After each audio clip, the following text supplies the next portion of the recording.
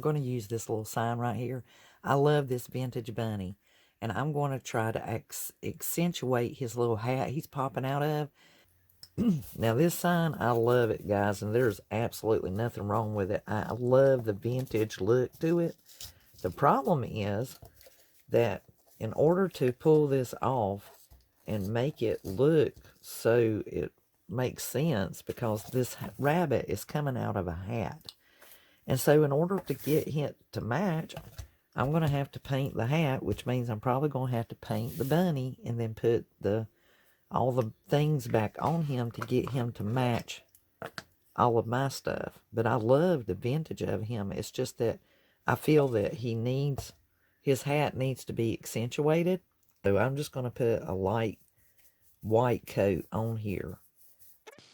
So I'm taking the Waverly White chalk paint, and I've actually kind of watered it down because it got real thick and gooey. But you'll see I'm going over the whole bunny, but you guys don't sweat it because I'm going to show you how to detail it back out and get it the color you need.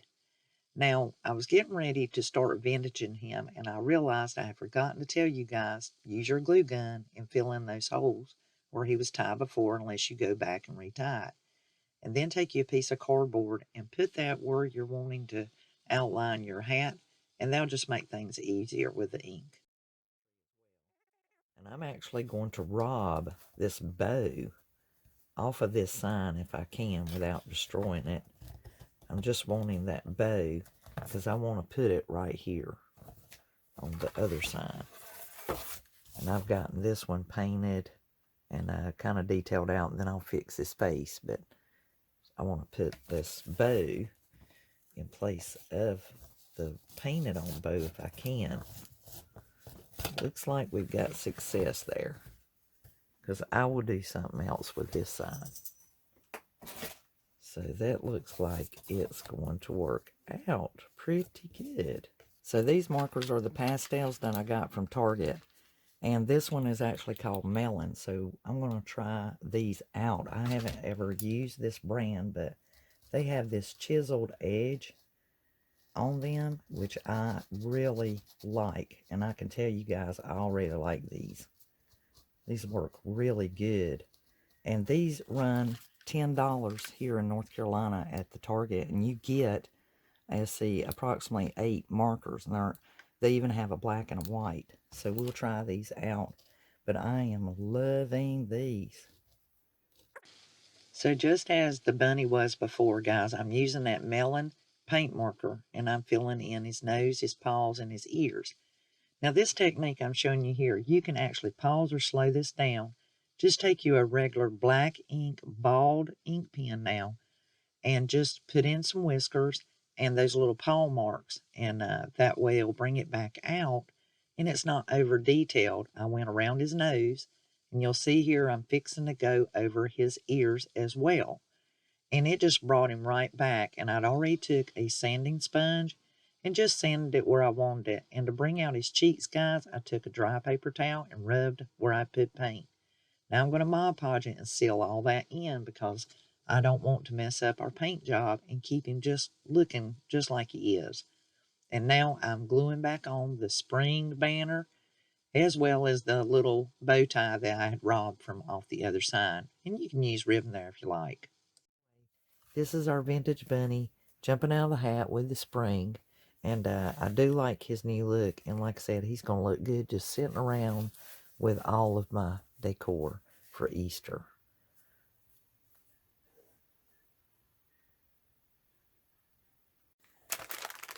Hey guys, it's Elizabeth here at Dandelion Soap DIY. And I've got this little pom-pom kit from Dollar Tree. And guys, I know this is a kid's craft, but sometimes these can be a little bit of a challenge. Let me see how I fare putting these little bunnies together. Now, in one little package, these things, thank goodness they're individually packaged, but guys, look at the parts. I mean, they got 1, 2, 3, 4, 5, 6, 7, 8, 9, 10, 11, 12, 13, 14, 15, 16 parts that we have got to put together. So I would recommend that you keep this little card so that you have a little guide to go by. So the first thing we're going to do, of course, is put his head and his body together and then put his arms and legs on. So let's see how we do. Okay, guys, I did put the bunnies together, and it will take you a little bit of effort to do these. I did not want mine sitting up. I wanted them to be squatted down like a little bunny would be. And I did change out the parts and just make it suitable. I didn't put any back legs on them. I just put some front paws on them so that they'll sit like that. And you'll just have to look at them real careful. One of mine was missing eyes, so I only got 5 out of it. But there's 6 in a pack, so hopefully you won't be missing any little eyes. But I've got extra pom-poms for another another project. So moving on to getting our basket ready.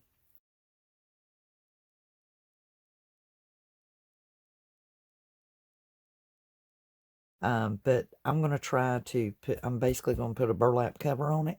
To do that, you will need at least a fat quarter, guys, and slide the basket in. And so a fat quarter is going to give you 18 by 22. So that'll be your measurements. That's how big you'll need to fit this particular round basket. And the shortcut to that, guys, is I basically take the basket and I figure out how much I want to go under and how much I want to go inward. And then I just roll my basket into it and then just cut it. And that's the shortest cut that you can make, or that's the shortcut to making it. But I will tell you, you will need a fat quarter. So I'm just going to glue this seam down and then turn it inside out so that you don't pop your seam loose. Now once you get it around there, should be okay. And see, now I've got it turned inside out. And if you don't turn it inside out, it's no big deal because it's not going to show a seam. Now what I'm going to do is slide my basket onto the inside. And I'm going to turn it like I need to, because that, you know, I need part of this to go to the inside of it and part to go to the outside. Now I am turning this inside outwards, or right side outwards, and I'm tucking the excess into the bottom of my basket to get it fitted. But I'm fixing to show you how to gusset the bottom of your bag. So I'm going to close up the bottom end, make sure that's cooled off so that once it's glued, you can work it. Now take and pull that out to a point. Using a ruler, you're going to measure down from that point to 2 inches. Mark it with a magic marker. Draw the line. Now cut off the difference. Then take your glue gun and glue that edge together. Now here's the same thing in a slower motion. And you're going to kind of take that seam and you're going to fluff it out and push that seam down. Okay? Now what you want to do, guys, and we're doing this backwards, but I'm going to show you how to do this if you've already closed your seam up like I have and turn it inside out. What you're going to do is take a ruler and find your 2-inch mark. There's my 2-inch mark. And you're going by this point here, this point where the seam has come together. I thought that looked awful long.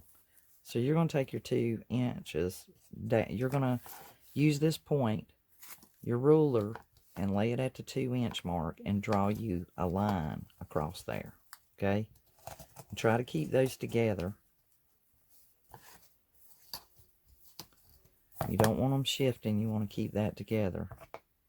Now, because we're doing this backwards, guys, what you're going to do is you're going to go ahead and allow yourself at least a 1/4 to 1/2 inch, or the width of your scissors is a good measure. And you're going to cut that difference off right there. And just move that out of your way. Now take your glue gun and glue it closed.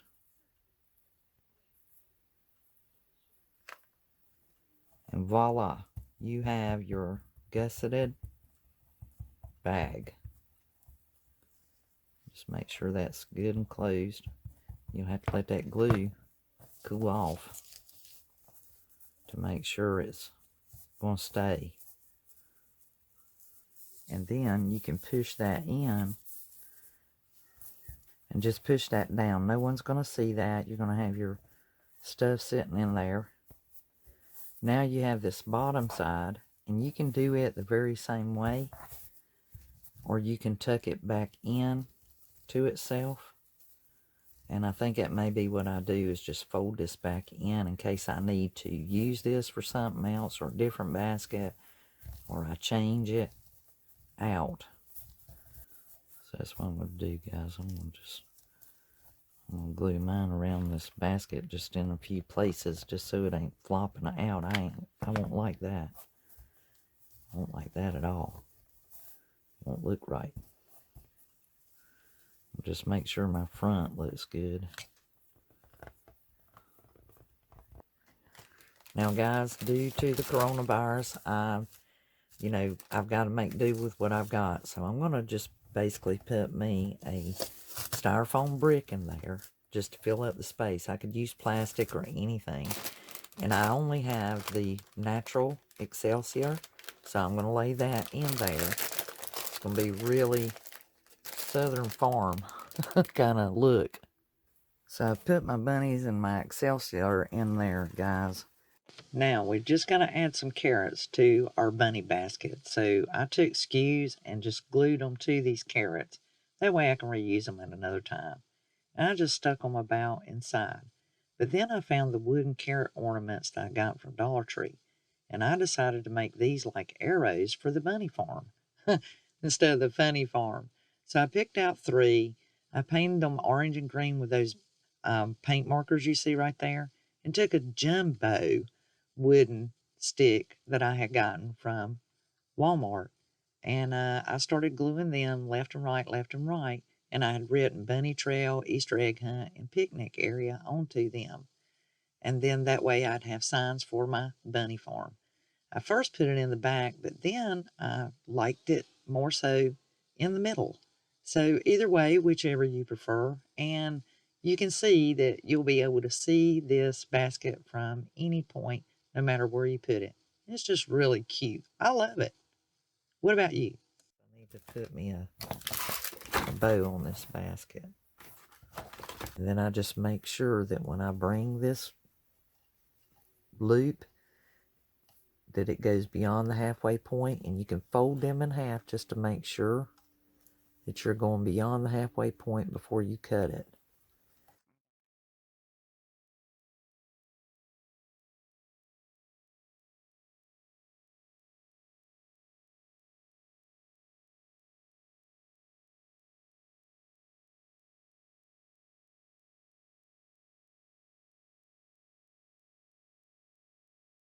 Fingers for the time being. Decide how wide you want that piece to be. That looks pretty good to me. Right there. And now I've got this piece. And I will take this piece and bring it around it and glue it together in the back. Bow that we made, finishing touch, to the front of our basket. I'm just holding it until it gets cooled off. So you guys, what do you think? I hope you like the little basket. And very, very simplified and very, very farmhouse style. I'm just fixing my bow. Just kind of flipping it out and straightening it, getting it just like I want it. So, that's the end of this project. Hope you guys liked the little bunny and carrots. I enjoyed that one. I thought it was cute. I still think that basket could hold so much more, and this will be something I can rework.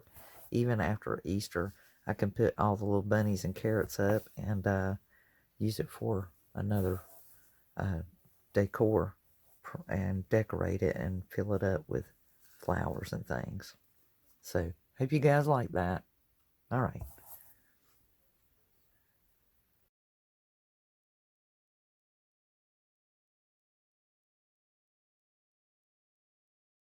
I have been wanting to use these felt stickers, carrots. These are probably the best representation I've ever seen on felt of carrots. And I've been anxious to use them. So I'm not sure what I'm going to do with this yet, but I've got this bucket that I've gotten from, you know, Dollar Tree or Dollar General last year, and I got a couple of them. So what I'm going to do is I'm going to take some ice cream sticks, and I'm going to attach these carrots to it and put it in this bucket.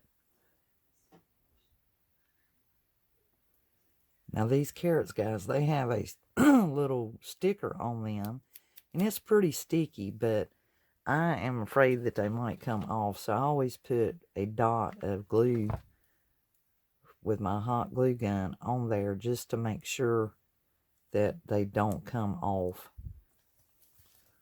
So I'm just going to stick my carrots in here, guys. Hey, look. Like they're sitting there for sale. Just like that. Staggered. Or not staggered, but graduated. And I'm going to put some Excelsior in there to just fill up the difference, like they're sitting in a little carton for sale. These chalk markers, I have all kinds of chalkboards from Target as well, and I'm going to try an orange one, but one thing I'm going to do to these little boards here, guys, so using those chalk markers, I took and wrote out carrot and 15 cents with the cent symbol. And then if you want to do what I'm doing to make it look old-timey, you just take and put little dots at each points of the carrots. And then take the black paint marker and put dashes all about the sign. They'll give it that old-timey stitch look. Now, I took one of the jumbo sticks I got from Walmart, and these things have worked awesome for all these projects. And I shortened the string on my little sign, glued it back, and then I took the jumbo stick there, and I wanted to kind of make it crooked like it's at the market. So I took the black paint marker, just put a dot there, and glued the sign into place as well as the string above it, and then put it back on the stick. And then I stuck it into the back of my bucket, and I made sure I put it in the styrofoam so it wouldn't be shifting around. But there you go, our little market carrot stand. Like they're at, you know, for sale. So we got that much done.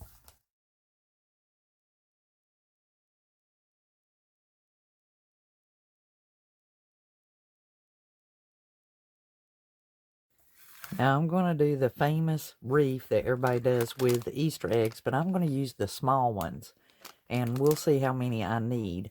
And I'm going to be cutting these in half. So make sure you have your hot glue gun ready and plenty of glue sticks, because we're going to need them. Now the first thing I'm doing is taking the little ribbons out, and I'm taking my case cutting knife. Make sure that blade is locked in place if you use it.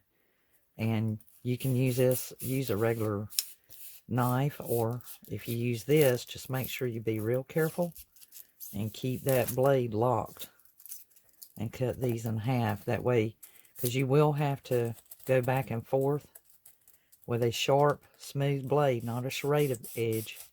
Need a smooth blade like this in order to get those to cut in half like this. Just be really careful and take your time. Don't get in a hurry to do this step. And you will need every one of these cut in half. So I'll see how many I'm going to actually use. Now what I did, guys, is I went ahead and I placed mine out. Now don't worry about the color if you plan on painting yours with a chalk paint like I am. But you do want to have them in equal, you know, kind of equally distant and apart. Okay, so you had your dozen that you cut in half and you glued them. And you want, like I said, you want to turn one way and one the other. And it will even out because there'll be 12 on the top and 12 here. And I put them alternately. Like this one's in between these two around the outer edge. Now I've selected to do mine in the blue that I had gotten before, which this is called Glacier. Now make it more robin's egg. Of course, the ballet slipper, pink, and white of Waverly chalk. And I think the best way to approach this is I've got 3 colors. There's 12 on top and 12 on the sides. So that means that 4 of them are going to be blue, 4 are going to be white, and 4 are going to be pink. And that will be about here. So I'll do every other is what I'll do. And that's how they'll end up. So it might be easier for you to go ahead and do the ones that you want white. And just, get them covered. You ain't got to be particular about it, because this styrofoam eggs take it real easy. Okay, so now I've got all my alternating eggs painted white, blue, and pink all about my wreath. And this will give it that really shabby chic Victorian farmhouse look. Now once this paint dries, we will proceed with gluing our moss onto the outer parts. This would also look really good with the floral green or the asparagus moss. Either one of these will look really good. So I think I'm going to be using the Spanish moss on this one. And if we need to, we'll darken it. But I think it'll look really good. And it'll have kind of that background grayish tone to it. So as soon as this dries, we'll put our moss on. So now we can start putting our Spanish moss onto our wreath here. And the best way to do this is to get a tray, which I have forgotten to do. I'm going to go grab a tray and I'll be right back.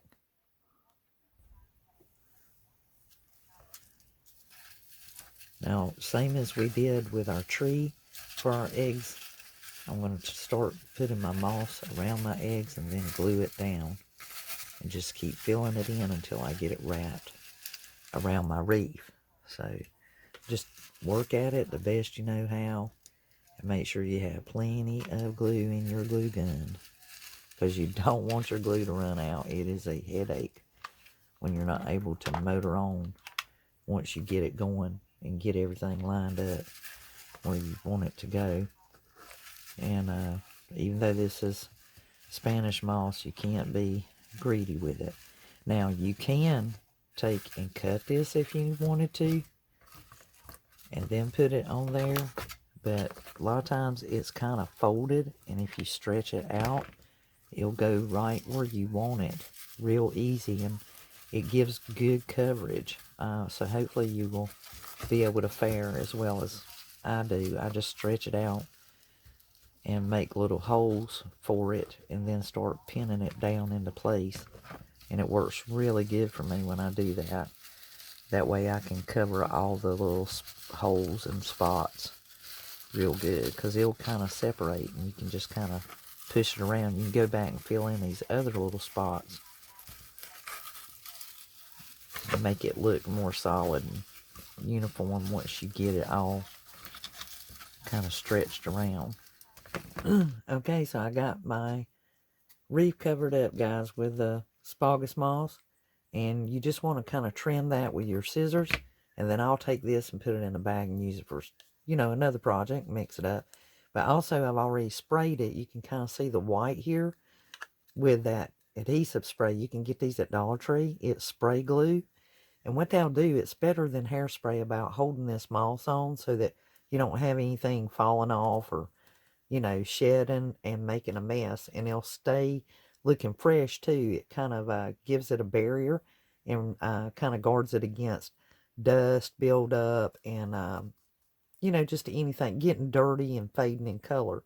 Now, it will get dusty, but with this on there, it'll help clean it up to be a breeze. You can take the little bristle brush on your vacuum cleaner, the attachment, and just go over that briefly. Or if you and take the dust right off of it without disturbing your moss. So we'll finish decorating this up more after it dries. I just wanted to show you guys I got it covered, and I've put my protected spray on there.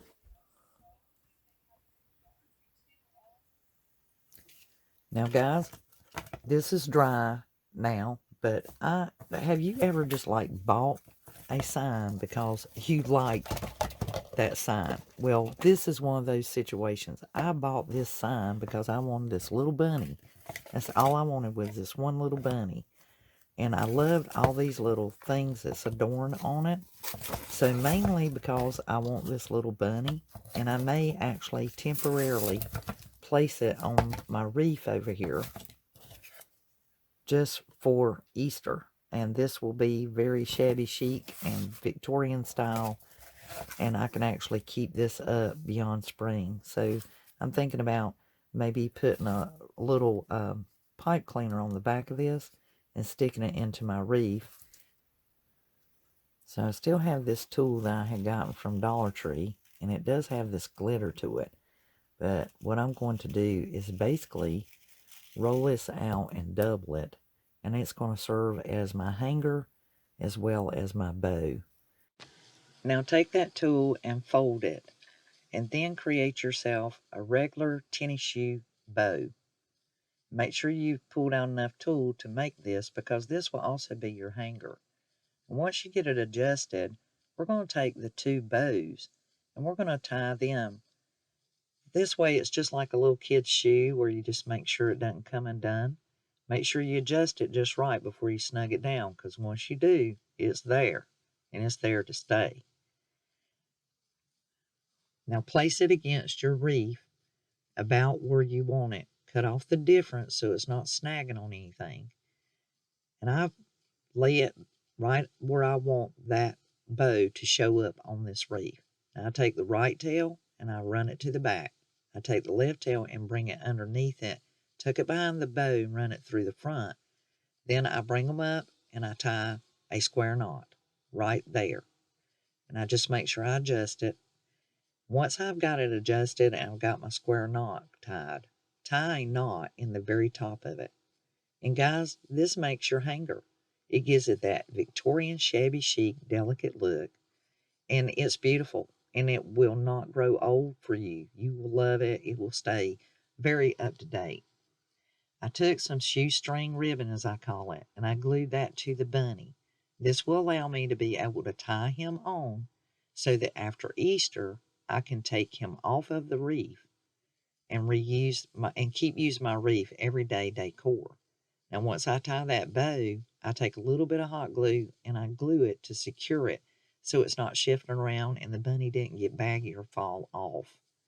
And here we go. You guys, she is beautiful. I love it. It's just gorgeous wreath. And like I said, I will use this for my everyday decor. Now that wasn't enough for me. Just a little bunny with the tool.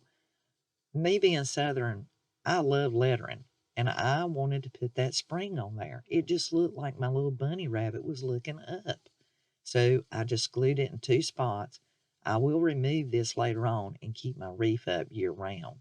And then after Easter, I'll take the bunny off. You guys, I hope you absolutely love it. I really, really do. And please try this. Tag me on Instagram. If you're a new subscriber here, thank you and welcome. And if you haven't subscribed, please do. I would love to have you as part of the gang.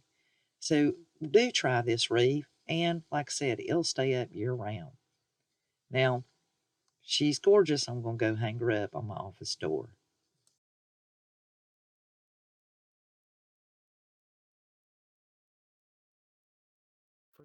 We're going to make a silhouette bunny. In this project, guys, you're going to need Mod Podge. You're going to need 1 fat quarter. And I am going to use napkins that I got from the Dollar Tree that have Hello Spring on them.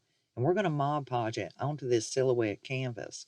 So I am going to actually use the bunny only to trace him out for his silhouette on to the 8x10 canvas. So you'll need at least one 8x10 canvas to do the silhouette bunny. This is a beautiful piece for your decor. And the fabric will be glued in the back. So I'm just going to take a pencil and I'm going to sketch the outline of my bunny, and then I'll be able to follow that bunny. Now my razor knife is really sharp, guys, and so be very careful when you're doing this. And I'm actually starting on the most hollow part of my canvas, because that way I can get that dip really good, so that way I can kind of hold it up when I go around here. And that's his little nose. And this razor knife or case cutter, it will cut out really, really good. and it's really sharp, so just be careful. If you feel like you could do this with a pair of scissors once you get it so far, or you can use your really small X-Acto knife that's really good for details. And I hope you guys can make out what I'm doing. I'm just cutting my bunny out. Now taking your time and just cut your bunny out. I've got this sped up in fast motion because it is a little bit tedious, but it's so worth it. Now we're going to take this napkin, and you'll only need one of them, actually only one side. Take the 1-ply off the back of these 2-ply napkins and get your Mod Podge. Make sure you dampen your brush and start putting Mod Podge onto the canvas.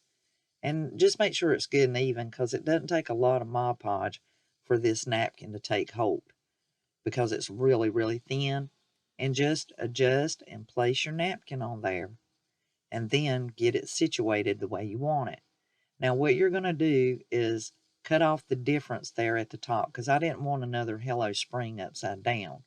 And then I just started cutting out flowers and the pots and the ladybugs and all the different things, and situating them all about the canvas. Now once I decided on where I wanted everything, I started laying it down with the Mod Podge. You'll put a little bit of Mod Podge on the canvas, put your napkin there, and then put more Mod Podge over the top of it and just smooth it down. Like I said, it doesn't take a whole lot. You don't want to drag or pull. You just want to get it on there as smooth as you can and get them situated. Then, of course, I did the bottom area as well. So this is a little time consuming, but oh my gosh, guys, it is so worth it. It's beautiful. Now you're going to cut out enough fabric to place over top of that bunny.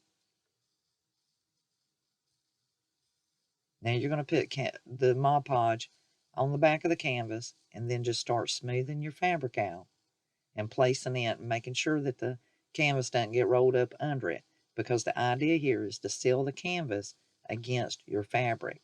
And then we're going to be doing some secure measures here.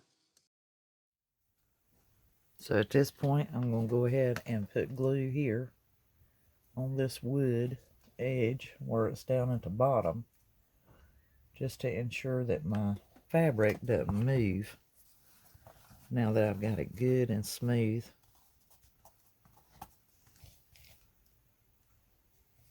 Now the reason why I'm putting the Mod Podge on this side of the fabric, guys, is to make it good and stiff, so it stays up against that canvas.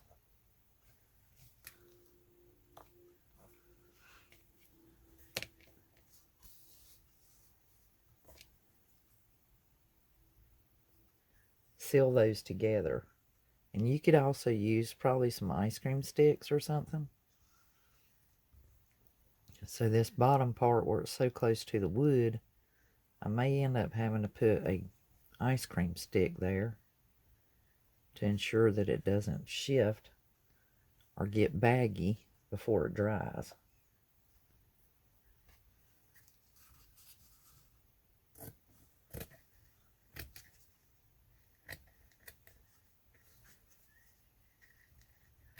Now I'm cutting this extra fabric off, guys, because that lessens the weight. And I think that's what's causing my problem, is that it's too much weight in that concentrated area. This I don't have to cut off, but I don't want it dangling back there, taking a chance. Because my fabric was so baggy, I did take my letter opener and I stuffed the fabric between the wood and the canvas, because it's just cut so tight there. And then I took ice cream sticks and I put one down at the bottom, and that will secure that fabric against the canvas and in between the wood. And then I also took and glued another one down that side edge, just so the pulling and the tautness will keep it against that canvas, which is extremely important in this particular project because the rabbit's offset. Now taking more Mod Podge, make sure that you put it on the back as well as the front to seal it against that canvas. and it will make it permanent and give it a good snug seal. And you, of course, did the front and around the edges of where the canvas meets the fabric. And that will just give it some insurance. This will last for years and years and be easy to clean. So what do you guys think? We've got that on there and it'll need to dry, but it has turned out really, really cute. I'm loving it. Hope you guys enjoyed this one.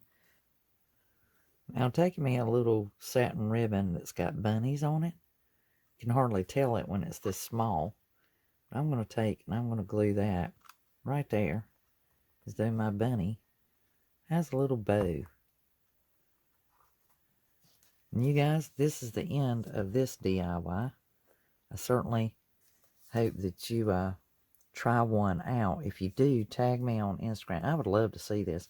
I thought this was just super cute. Super cute. And her idea to do the silhouette bunny was great. Heidi's home DIY. She has also done this as well. This one I'd seen Wendy with White Sparrow, and it just inspired me, and I just loved it. So I decided to do one a little bit different, and with the Mod Podge of the spring flower napkins. And I think it just turned out lovely. It is actually still drying, but all in all, I really like it. I think it's going to be nice sitting up and a nice display. Okay, guys, thank you so much for coming along for these DIY projects. Here's our first one, the vintage bunny with the spring and his bow tie coming out of the hat. And he turned out absolutely great. Our second project was this here bunny farm basket.